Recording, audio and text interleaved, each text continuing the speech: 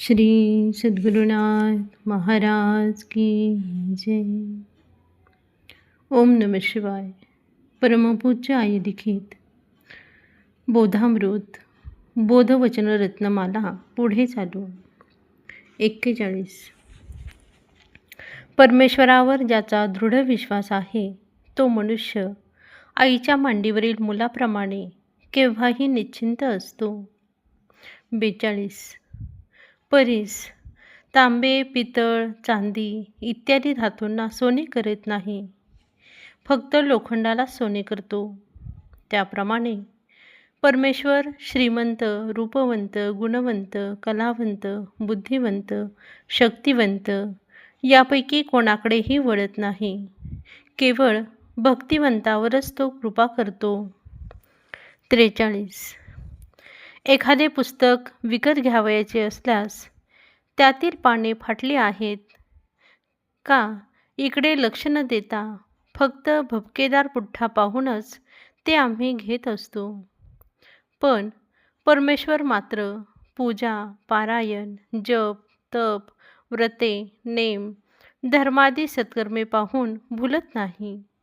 ते करणाऱ्याच्या अंतर्यामी आपल्या भक्तीचा ओलावा कितपत आहे हे प्रथम तो तपासून पाहतो. 44. बायको आपली, मुले आपली मानल्यामुळे त्यांच्यासाठी कितीही खर्च व त्रास झाला तरी मनुष्य सर्व विसरून जातो.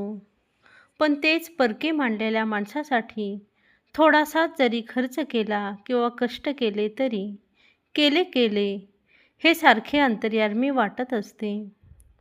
देवाप्रित्यर्थही काही केले असता त्याची सारखी आठवण जी राहते त्याचे कारण हेच की त्याला आम्ही आपले मानलेले नाही. देव आपला मानून त्याच्या प्रित्यर्थ आपण जे काही करतो हिचे नाव भक्ती आणि हाच अर्पणभाव समजावा. 45. एखादे कागदाचे फूल पाहिले की कोणी केले याबद्दल आपण चौकशी करतो. डॉक्टरांनी बसवलेले दात किंवा विजेचे दिवे इत्यादी कृत्रिम वस्तू पाहिल्या की लगेच आपल्याला त्याचे कौतुक करावेसे वाटते. पण परमेश्वराने हात, पाय, कान, डोळे इत्यादी अमोलिक जी देणगी दिली त्याबद्दल मात्र दिवसातून एकदाही त्याची आम्हाला आठवण होत नाही. तेव्हा हे आमचे वागणे योग्य आहे का अयोग्य आहे? 46. एखाद्या कोट्याधीशाच्या मुलाने फाटके कपडे घालून दारोदार भिक्षा मागत फिरावे व भिक्षा न मिळता भुकेने तळमळावे, त्याप्रमाणे आम्ही सर्व शक्तिमान सर्वाधार अशा श्रीहरीचा अंश असून काम, क्रोध, लोभरूपी डाग पडलेला अंगरखा घालून विषयांच्या द्वारी सदा सुखाची भिक्षा मागत फिरत आहोत आणि सुख मिळत नाही म्हणून झुरत आहोत. हे आमचे वागणे पाहून देवाला वाईट वाटेल की आनंद होईल? 47. मनुष्याला नेहमी नवीन हवे असते. त्यामुळे सूर्यनारायणाचा उदय व अस्त नित्य होत आहे तरी मनुष्याचे त्याकडे लक्ष जात नाही.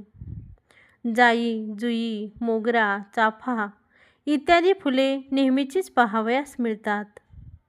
ती जर हिरेमाणका इतकी दुर्मिळ असती तर त्याबद्दल मनुष्याला कितीतरी नवल वाटले असते. याचकरिता परमेश्वर केव्हाही गुप्त राहत असून त्याच्या भेटीची ज्याला अत्यंत तळमळ लागली असेल त्यालाच दर्शन देण्याचे त्याने ठरविले असावेसे वाटते. 48. एखादा राजा बदलला की त्याचे नियमही बदलतात. त्रिभुवनाचा राजा परमेश्वर हा मात्र केव्हाही बदलत नाही. त्यामुळे गजेंद्राच्या वेळी आपल्याला अनन्य शरण जो येईल त्याचा योगक्षेम चालविला जाईल, हा जो त्याचा नियम होता तोच नियम प्रल्हादाच्या वेळी, द्रौपदीच्या वेळी आणि अद्यापही चालू आहे. 49. परमेश्वर आपल्या संकटी धावून आला पाहिजे, तर आपण आपली जबाबदारी परमेश्वरावर टाकली पाहिजे. एकदा गजेंद्र नावाचा हत्ती हा सहकुटुंब सरोवरात जलक्रीडा करण्यास गेला असता नकराने त्याचा पाय धरला. त्या महत् संकटातून आपली सोडवणूक करण्याबद्दल त्याने स्त्री, पुत्र, बंधू बांधवादिकांची विनवणी केली, पण त्यापैकी एक जणही त्याच्याजवळ न येता नकराच्या भीतीने सर्वजण सरोवराबाहेर पडले. तेव्हा गजेंद्र हताश झाला, पण त्याचा पूर्वपुण्याईचा ठेवा होता म्हणून त्यावेळी त्याला मार्ग सुचला. त्याने लगेच समोरील कमळ सोंडेने उपटून घेतले आणि सोंड वर करून आकाशाकडे पाहत परमेश्वराचा धावा सुरू केला. तोच गरुडावरून परमेश्वर आला आणि त्याने नकरावर चक्र सोडून गजेंद्राला मुक्त केले. 50. ज्याच्या ठिकाणी लीनता आहे त्याच्या मदतीला परमेश्वर सदैव उभा असतो. पांडव जरी राज्यारूढ झाले तरी ते गर्वाने फुगून गेले नाहीत, कारण रावाचे रंक व रंकाचे राव करणे परमेश्वराच्या हातात आहे हे ते क्षणभरही विसरले नव्हते. जो अभिमानाला बळी पडतो तो परमेश्वराच्या सहाय्याला मुकतो.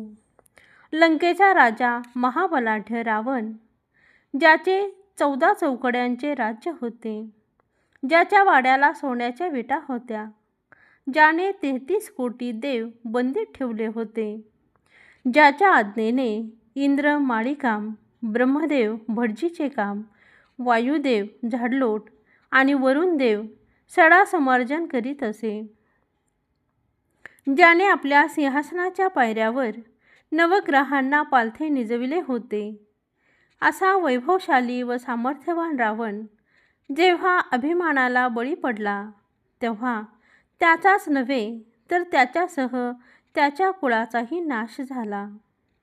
याचकरिता जे गुण परमेश्वराप्रत पोचविणारे आहेत अशा गुणांचा मनुष्याने पुरस्कार करावा आणि परमेश्वरापासून अंतर पाडणाऱ्या गुणांचा तिरस्कार करावा. 51. देव एक आहे, जीव अनंत आहेत. देव एकाच्या आकड्याप्रमाणे असून जीव शून्याप्रमाणे होत. शून्य अनेक असली तरी त्यांना मान नाही. तेच त्यांनी एकाच्या आकड्याचे सहाय्य घेतले असता ते सर्वांनाच प्रिय होतात. त्याप्रमाणे जीवाने देवाचे सहाय्य जर घेतले नाही तर सदा त्यास दुःख आणि कष्टात जीवन कंठावे लागते. तेच देवाचे सहाय्य घेतले असता आनंदाने जीवन जगता येते. 52. सुखासाठी वणवण फिरून सुख मिळणार नाही, कारण सुखाचा दाता परमेश्वर आहे. त्यासाठी चकोर जसा चंद्रोदयाचीच वाट पाहतो त्याप्रमाणे आपणही आपले मन अन्य ठिकाणी जाऊ न देता केवळ प्रभू कृपेचीच वाट पाहत राहिले पाहिजे. आपला निश्चय अढळ असल्याची प्रभूला जेव्हा खात्री पटते तेव्हा तो आपला अंगीकार करतो. 53. मनुष्याला आपल्या चुकीच्या वागण्याबद्दल खरोखर तिटकारा आला पाहिजे, तरच त्या गोष्टीबद्दल पश्चाताप होऊन तो देवाला अनन्य शरण जातो. त्यावरच देव त्यास क्षमा करतो, अर्थात मनुष्य सर्व प्रकारे पापमुक्त होतो. 54. प्रपंचापासून मिळणाऱ्या मोहरी एवढ्या सुखाच्या आशेने मनुष्य पर्वतप्राय कष्ट सोसण्यास तयार होतो, पण मोहरी एवढे कष्ट केले असता अखंड सुख भोगावयास मिळत असताही मनुष्य परमार्थाकडे लक्ष पुरवण्याची बिलकुल कोशिश करीत नाही. 55. मनुष्याने केवळ शारीरिक पावित्र्य राखल्याने आत्मोद्धारास मदत होत नाही. त्याकरिता मानसिक पावित्र्य राखण्याची अत्यंत आवश्यकता आहे. 56. उद्वेगाच्या भरात कित्येक जण गृहधनादी सर्वस्वाचा त्याग करून भक्तिमार्गाकडे कललेले आढळतात. पण त्यांचे ते वैराग्य फार दिवस टिकत नाही. त्यामुळे पुन्हा ते पूर्ववत संसारात गुरफटतात. कारण विवेकाशिवाय वैराग्य टिकत नाही. विवेकामुळे आत्माविचार कळू लागतो आणि वैराग्यामुळे आत्मविचार दृढ होतो. एकंदरीत मनुष्याला आपले कर्तव्य पार पाडण्यासाठी विवेक आणि वैराग्य या दोन्हीचीही जरुरी आहे. 57. इतर देशात केलेले पाप घालविण्यासाठी काशीला जात असतो. पण तेथेही पापकृत्य केले तर त्याचे निवारण कोठे होणार? त्याप्रमाणे अनेक जन्मांचे पाप घालविण्यासाठी म्हणून संतांच्याकडे जावयाचे. पण तेथेही जर खोटेपणाने वागणे घडले तर त्याचे निरसन कोण करणार? 58. मोटार मालकाची असून ती तो बसलेला आहे. ती मोटार चालविण्याचे काम करतो आहे याचा विसर पडला की मोटारीची टक्कर होते. त्याप्रमाणे देह देवाचा असून देहात देव आहे. मी देहाचा व्यवस्थापक आहे याचा ज्याला विसर पडतो तो संसारात ठोकर खातो. 59.